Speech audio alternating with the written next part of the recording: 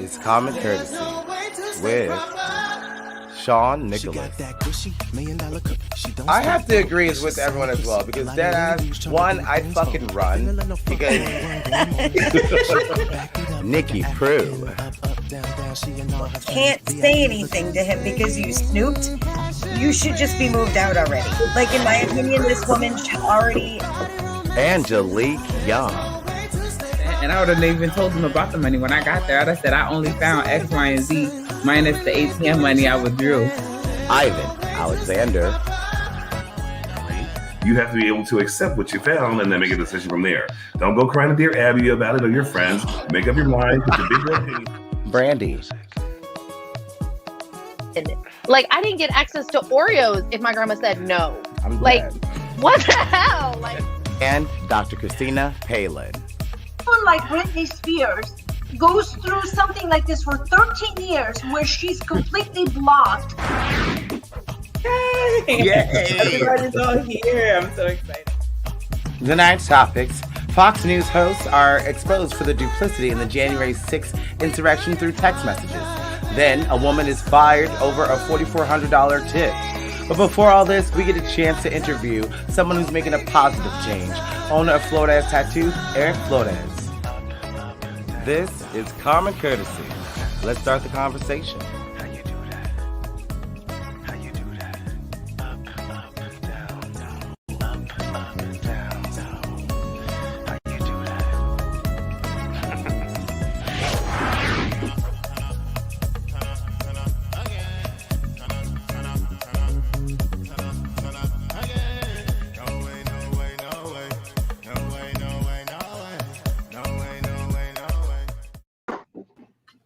Hey guys, and welcome back to Common Courtesy. I'm your host and moderator, Sean Nicholas, aka used to be Desires Some More. With me, I have my awesome co-hosts. Next to me, I have Next to me, I have Angelique Young. How are you, Angelique? Hi, everybody. What's up? So happy to be back this week. Yes, so welcome back. And on the bottom, Angelique, we have Dr. Palin. How are you? Nice to see you guys again. It's great to see you as well. And on the bottom of him, we have Ivan Alexander. Ivan, how are you? What's up, peoples? And I just saw joining us in our backstage, we have Brandy. We're going to bring her on in just a second. But first, guys, this is our last episode before we take a little break for Christmas. And I just wanted to share a little, video of the week because I found this video on Instagram, really hilarious. This young man is opening a Christmas present, and I don't think the family cat was too happy about that. Take a look.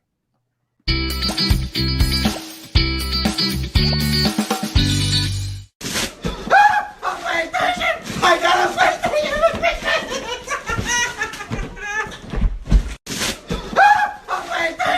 I got a PlayStation!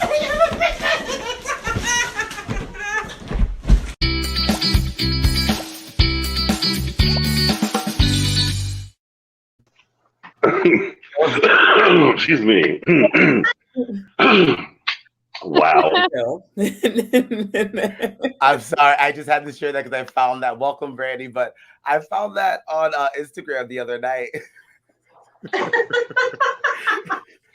And I had to share it with you guys because I found it so funny because I know cats are like that, because it looked like that cat was kind of angry that he either opened that present or just scared the hell out of him. That cat was like, no, I'm going to get some revenge. and how many times did you watch that over and over and over? Oh, like 100 times. Oh my 100 times. Brandy, how did you feel about seeing that? Well, let's just say my girlfriend has already bought 2 Xboxes and 2 PlayStations. So it's not going to be under the tree. She already bought them for herself. So, yeah, I just feel bad for the cat because the cat was like, yeah, you're so excited about that. How about now? Boom. And Angelique, how did you feel about seeing that?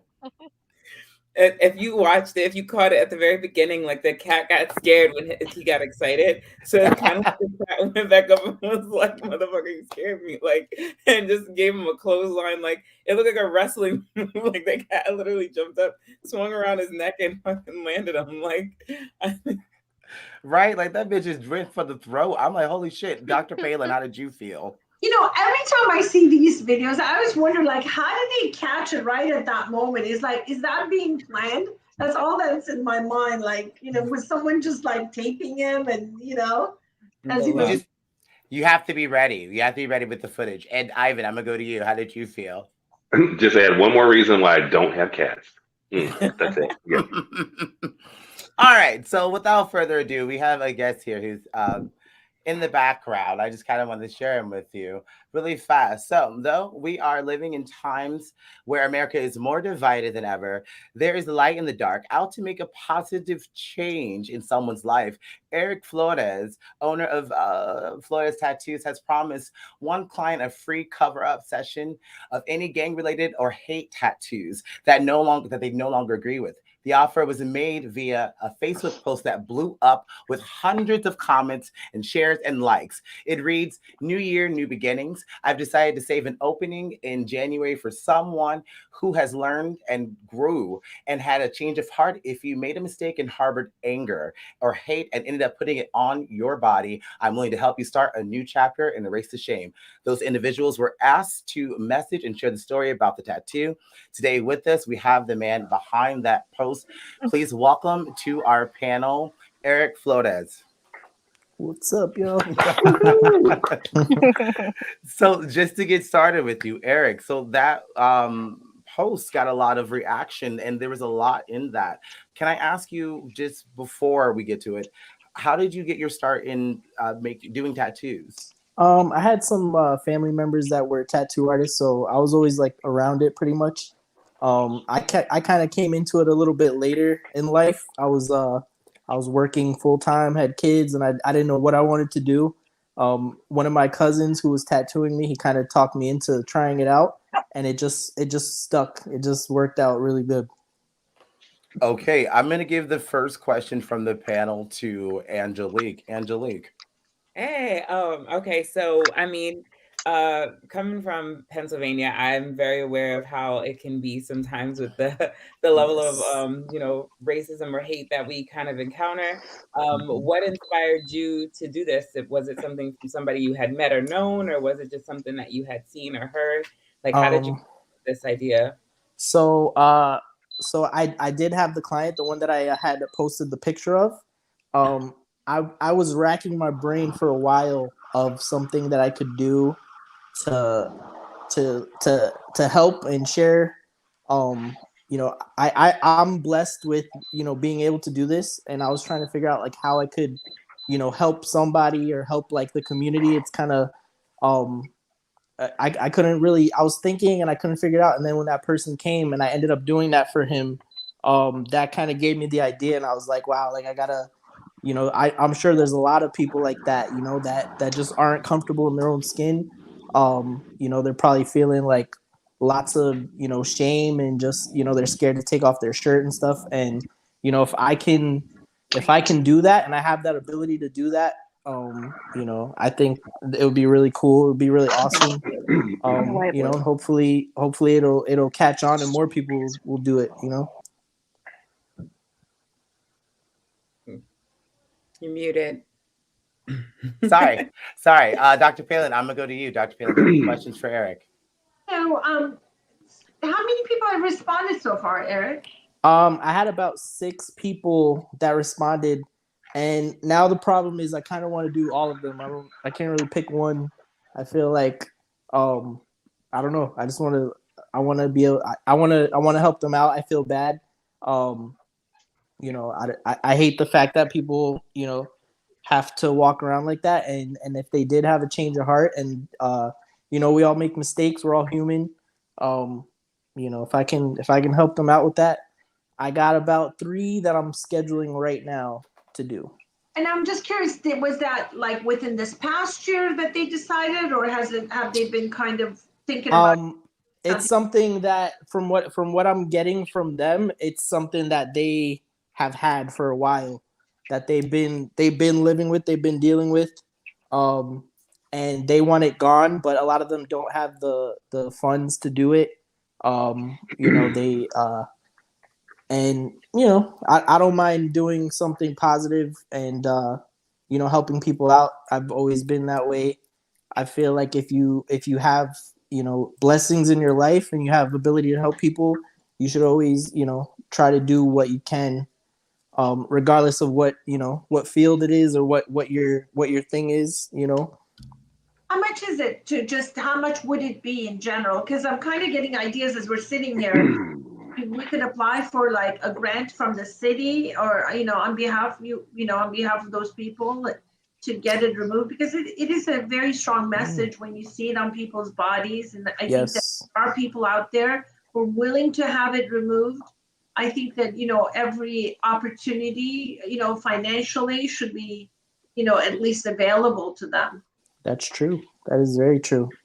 I don't know how much it is for laser cover, for laser removal. I know that can be very pricey, and I know that's a lot of time. It takes a while to do that. Right. I love doing cover-ups. That's like something that I kind of just came into, and I've been steered in that direction. So I feel like almost anything can be covered up. And for me, it's really not that bad. You're looking at, depending on the size, you're looking at a few hours, depending on the size. But, if it's really just one day out of my whole work week, to do it, and it makes such a big impact, so, why not do it? All right, I'm gonna go to Ivan. Ivan, any questions for Eric? Thank you. Before Dr. Palin steals my next question. I'm sorry, Ivan. No, that's fine. We still love you. Anyway, so you've had 6 clients so far. Yes. So my first question was going to be how many people responded to this. My second question is, what's the worst thing you've seen so far? That was a swastika. So what's the worst thing you've come across so far? Stop it, Angelique. Really, it's a lot of the same stuff. There was one guy who had some kind of Nazi cross on him. So we're gonna get rid of that. I had 3 people that had gang tattoos. There was like Blood Star. There was other ones with like the name of the gang and some numbers and stuff like that.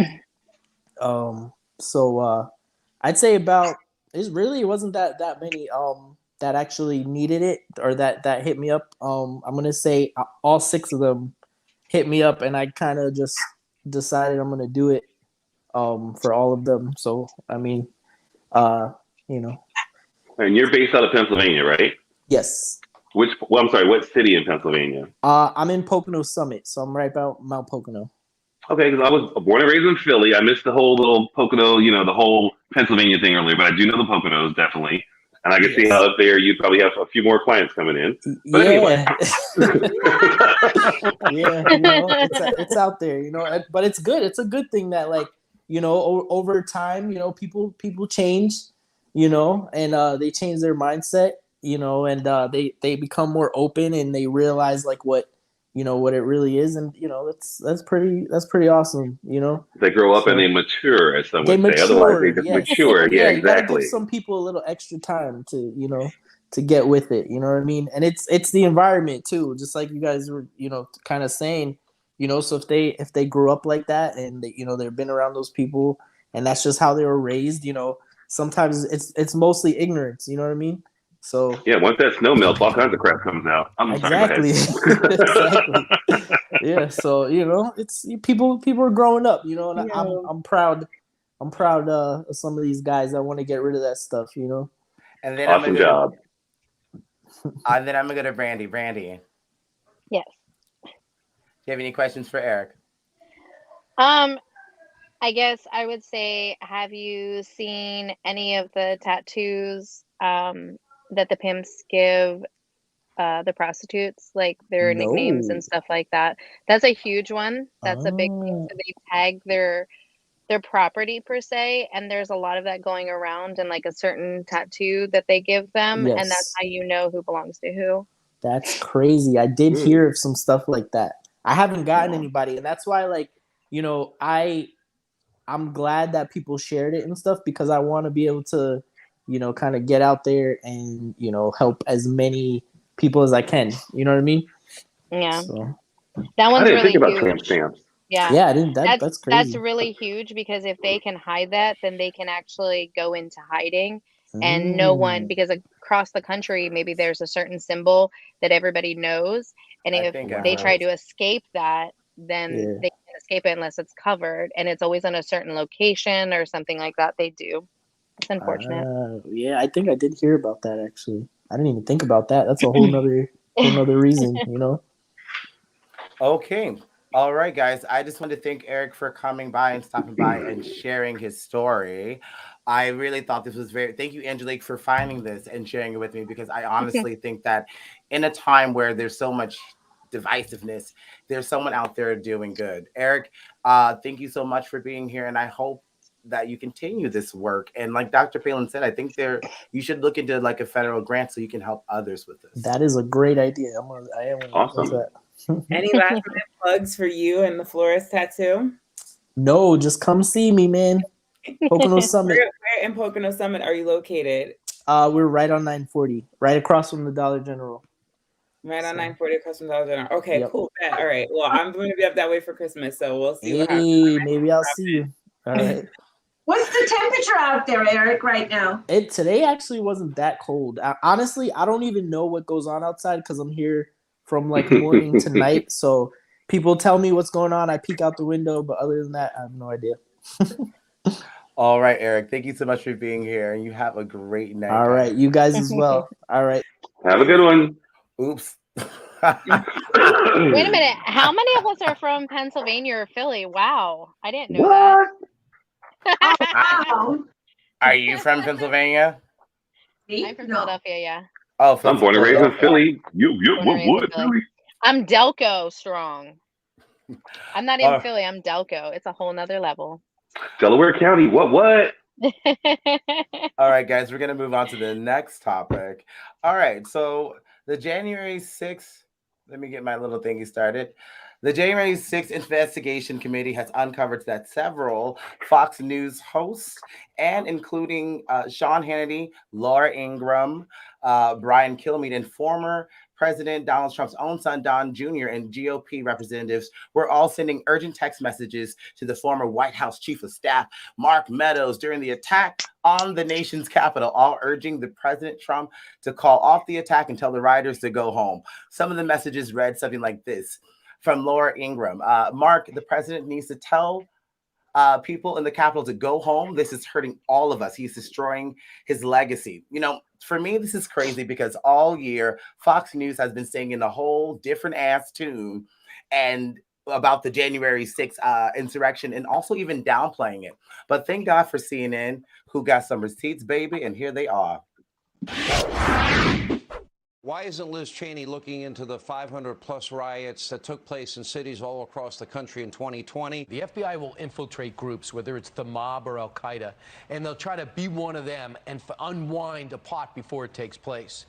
Right. Do you think maybe, perhaps, and maybe you don't want to give away your series, you find indications that the FBI was actually pushing for this invasion? There was certainly a lot of violence that day, but it was not a terrorist attack. It wasn't 9/11. It wasn't the worst thing that ever happened to America. It wasn't an insurrection. It is with that knowledge that we will unveil the Angle Awards for today's best performances.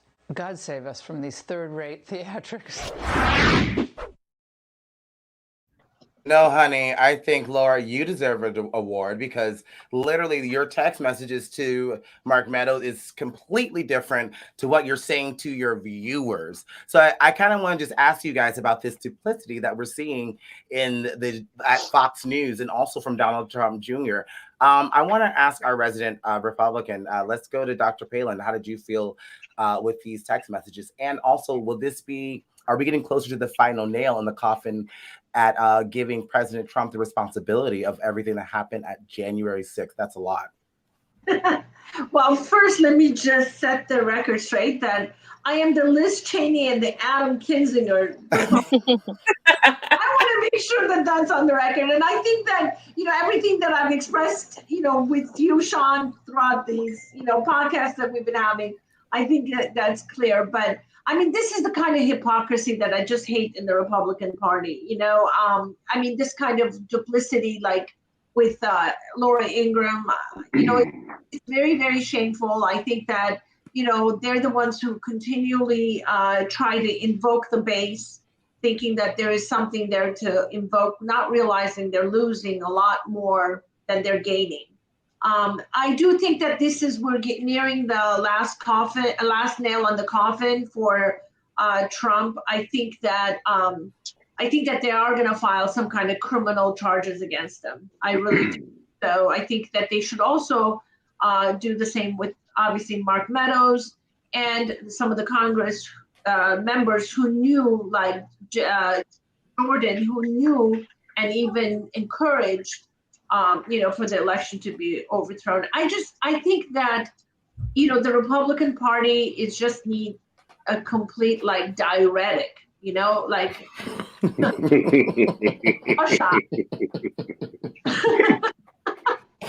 I mean, it's just crazy that we're at this stage. It's really embarrassing. If it really was not for my distaste of, and I feel on the principle that we cannot survive in a society, where we don't have absolute capitalism. I really, I feel like that's one of the reasons why I can't be a Democrat. But I feel like it's embarrassing. I'm so embarrassed to say I'm Republican. So. Okay, and then let me go to Angelique. Angelique, how do you feel? This is one of those moments where I'm like, I really should have opened up the things. I normally try to like let you surprise me with everything and just come straight off the cuff. This one is just one of those things that I'm like, on one hand, I'm like, I'm not surprised. I'm not shocked. There's no part of me that is like, oh my God, really? But do I think that this is something that's the last nail in the coffin? No. Because the reality is that even if we did push this forward, and if it does, and we have to go and take him to, let's say, criminal activity, there's going to be a trial. He's never going to be held accountable. There's a higher chance of him passing away from a heart attack on the golf course than there is of us actually seeing him in handcuffs going to jail and rot and do the time served.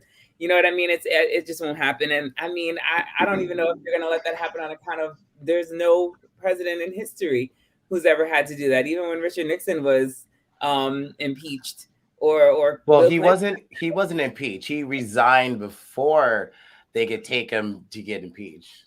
Okay, semantics. So tangerine, not an orange. Okay, I get it, but it's it's still a fruit. Like in my mind, like that's what it was. Like they were gonna do it anyway, right? But even in this case, it could be this. Like he can plead guilty and get a reduced sentence or something like that. He's a very smart and resourceful man, and I just don't think that, as much as I don't like him and I don't like what he stands for or what he did, that's my personal opinion. I just don't see the point in wasting time and resources and other people's money to go forward. It's like watching someone cross the border. Like it's beyond our scope at this point. What good would it do aside from seeing some small piece of justice? I don't really see the point. There are other things that need our attention right here, right now, that are much bigger than this. And this to me feels like one of those, what do they call, like a scapegoat or like, a distraction, direction. I feel like this is like they're releasing it now because there's something else that's more important that needs our attention that they just don't want us to see. That's my opinion. And then I'm going to go to Ivan. Ivan, how did you feel? What duplicity do you speak of? What insurrection are you talking about? It was a tea party. Nothing happened. I mean, come on, people. These text messages are just proving the fact that there was something going on. But no, there's no duplicity there at all. And would Trump ever see anything criminal behind this? Not going to happen. He's still Donald Trump no matter what. So I just think it's really a joke to put up this one front and then all of a sudden say, well, the front that never really existed, we told him to leave because it was going to be an issue. Really? Again, I say duplicity? I think not. Okay, and then I'm going to go to Brandy. Brandy, what do you think? Listen, I'm over here like, what the heck is going on? Is this real life? Like, I don't understand how they can. I mean, it's literally videos after videos after videos and all this stuff going on. Like, I could understand if, it was something like back in the day we had no live footage of, but it literally, we can recall text messages. So I never put anything in writing. We can recall like videos. We can recall everything. It was live. It was actually live. This is not 50, 100 years ago. This is something that happened, and I feel as though it's kind of like, when your family does something about your history and you're like, so and so did this, and they're like, no, that never happened, and you have no proof, and you're like, god dang it. But this is like all over, like before DNA tests, so and so was really your father, but they weren't really your father, and then the DNA test came out, and it was like, that's science flawed. That's flawed. Yeah, they use it on SUV, like to do murders and stuff. Like, yes, it is, guys. Yes, it is. It's real life. You cheated. But now, I mean, I just think it's literally like they will go to their graves thinking that nothing happened, and it's literally like our grandparents trying to tell us that nothing really happened. Like, Exactly. sweep it under the rug. It didn't happen. Look away. Act like nothing happened. Keep saying no. It was just a tea party. That's all. Okay, so because my thing is like, I don't think it's a waste of time because literally people died during this. Yeah. And honestly, if we're going to hold everyone accountable during last year's protests, Mhm. that were arrested, then we have to hold these people accountable. And if they plan this, I mean, I can't imagine anything else that was crazier that happened this year other than that. Seeing that these people scaled the walls of our capital and attacked people, and people had died during this. I think it was foolish. And then if we don't really nip this in the bud and take care of this president, then we can't be out there at the Women's March talking about equal pay. We can't be out there at any other march saying that, like people's lives matter when we didn't think that this happened, or this matters. I really am pissed off at these Republicans. I'm not really surprised, but I'm kind of pissed off at the duplicity that they go on national television telling viewers these lies. That it perpetuates this QAnon conspiracy theories, and it's dangerous. It's absolutely dangerous. People are going out there attacking, Asian Americans, attacking the Capitol. It's fucking dangerous. And I think that these people at Fox News, because I just found out that Tucker Carlson, lo and behold, lies to his viewers. I've seen his show a couple of times, and all he does is ask these seemingly like innocuous questions, but they're racist as fuck. I think these people need to privilege. Yeah, I guess But it's what you want to call it. I think that we need to sit there and also not just make it, as much as I want to, not just make it about party lines either, because there's a ton of independents, there's a ton of Democrats, there's a ton of people that don't claim any party that did a lot of fucked up shit too, and literally deny that any of this happened. It's like a Holocaust denier. It's like, what? And so I think that, yeah, the majority is Republican, it obviously, but I think that there's even people in our own parties and our own lives that literally side with these other crazies. And I look at them and I'm like, what is going on? Like, you're a Democrat or you're an independent, like what? And they're literally siding. So it's not just Republicans, but it's other crazies. And the other thing is that what does this say to other first world countries about our defense systems, especially other people that are nuclear ready, that are like, oh yeah, their own people can take them down. If this had happened in Russia or some of these other places, they would have been hung in the streets. Like, it would not, no, they would have been like, they would have shown their might. Do we all not remember Tiananmen Square? Like, let's be honest, they would have shown their might because they don't want anybody thinking that they can just come knock on the door and be like, here, let's take over. So the biggest thing is that if we don't set a precedent like we do in other criminal cases, we're not setting a precedent for the rest of the world that we are weak, and we are not the world that our parents and our grandparents defended at all. And then so that's like a big huge thing of all of this, more than anything else, more than all these other idiots that are on TV. What is going to happen strategically in a military sense, growing up on a military base, like that's the number one thing. You even try to go near the gates, you will be blown away. Like, it doesn't even happen. Even if you're a regular civilian, one person, there is lockdown. So I can't even imagine how this looks to everybody else that has ever lived on a military base. They're like scratching their head like there was more pieces to this puzzle than we see right now. Yeah. Well, far be it for me to quote scripture, but he who is first shall be last, and it's happening. Trust me, we're going down. It's privilege. I think we need to recant. I mean, we need to think about what we said last week with how the parents of the shooter were held accountable just for knowledge base, right? So if that's the case, I think personally, if we're gonna really do something, then everybody who knew has to be held accountable, because by choice they are literally accessories to murder. They are accessories to the crimes that were committed. They had full knowledge of what was going to happen before it happened, and knowing full and well of what the capability of it was and what it meant and what it would mean and what it would do to security, to the way that things are looked at and done. Then they have to be held accountable. So every single news reporter who has a text message saying that something should be done is on the basis of knowledge that they knew. They already Well, knew. it's treason. It's treason. Let's be honest. It's treason. And what is on our books for treasonous behavior? We have to hold firm. If we're going to hold a bunch of people for emails and other things, whistleblowers and all this stuff, so we have to hold all these other people accountable. Like, if you're going to make a big deal about Facebook and all this other stuff, like, these people actually did physically something crazy. Like, that should never happen. That's not okay. No, yeah. It was the scariest thing I've ever seen that happen in America. Like, I literally, because honestly, I'm scared as an American just to like go outside or even, you know, cover January 6th because of some of the things that people have been saying.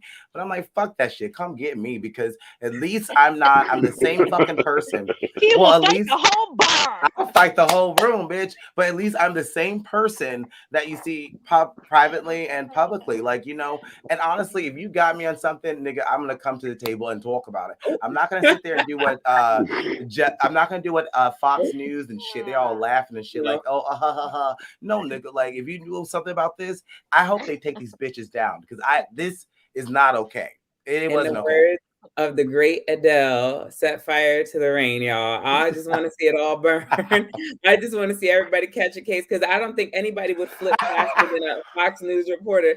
You tell one of them they going away for 45 years and you freezing all their assets and their kids is out on the street and they're gonna sing like the most beautiful canaries. They're gonna tell you see these black books. Tell you where it's at. They're gonna give you all the details. Yes. Let me tell you, the same way the parents and everybody else start singing and being like, no, we tried, we helped, we did our best, we do.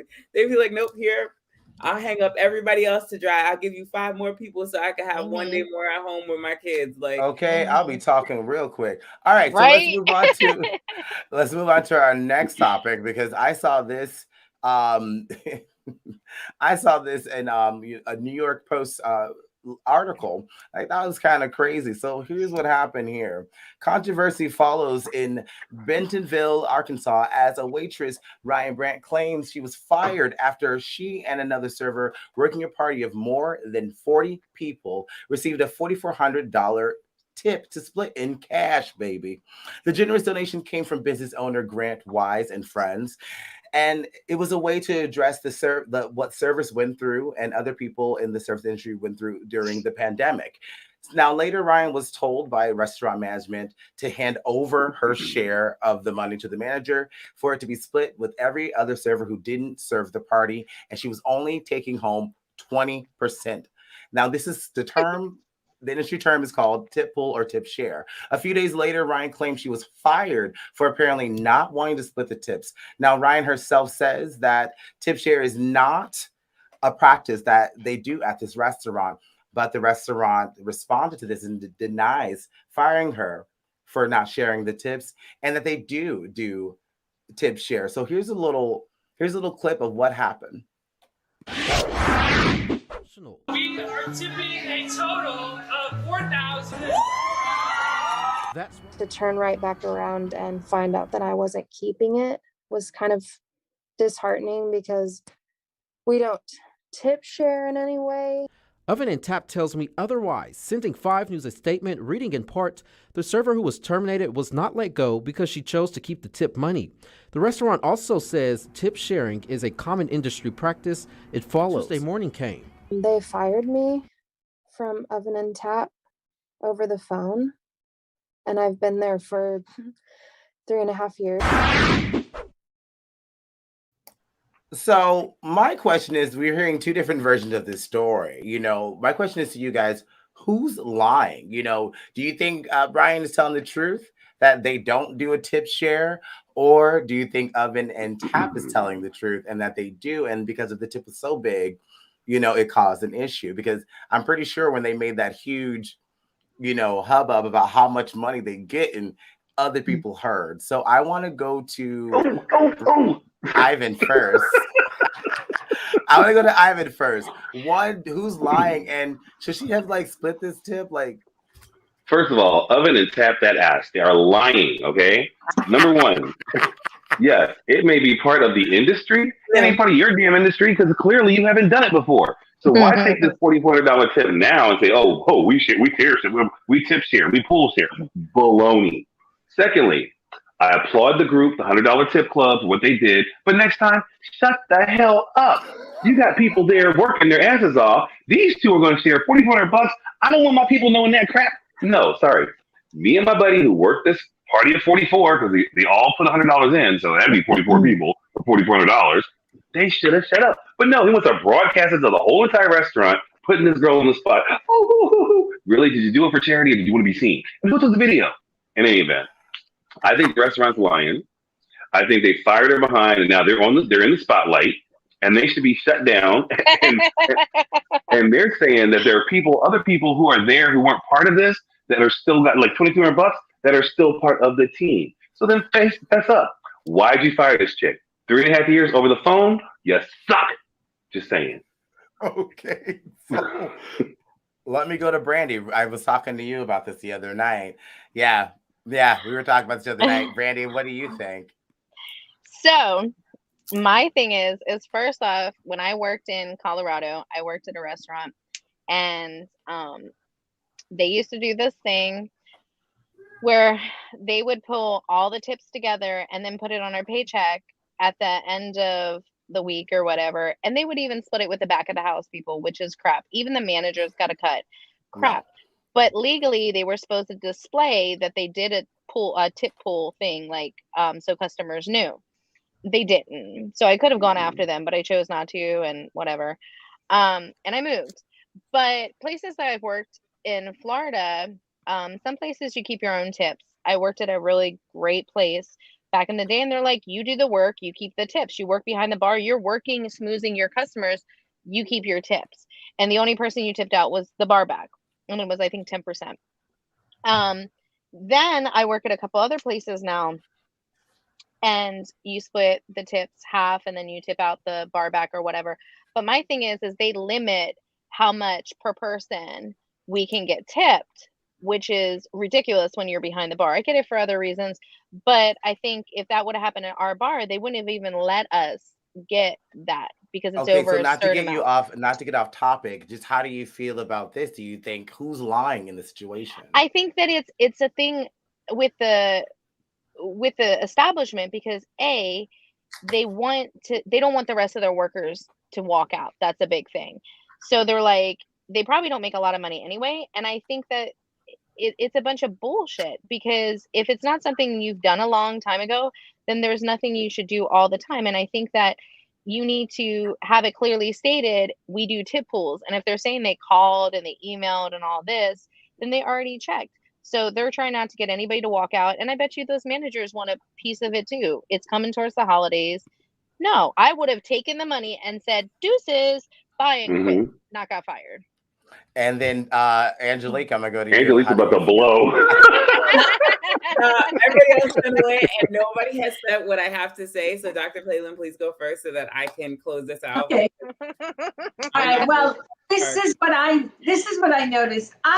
From the clip that you played there, Sean, I don't think that the establishment is saying that was their internal rule. They alluded to the fact that this is just the industry. And now wait, let me stop you here. Let me stop you here because they did release a statement.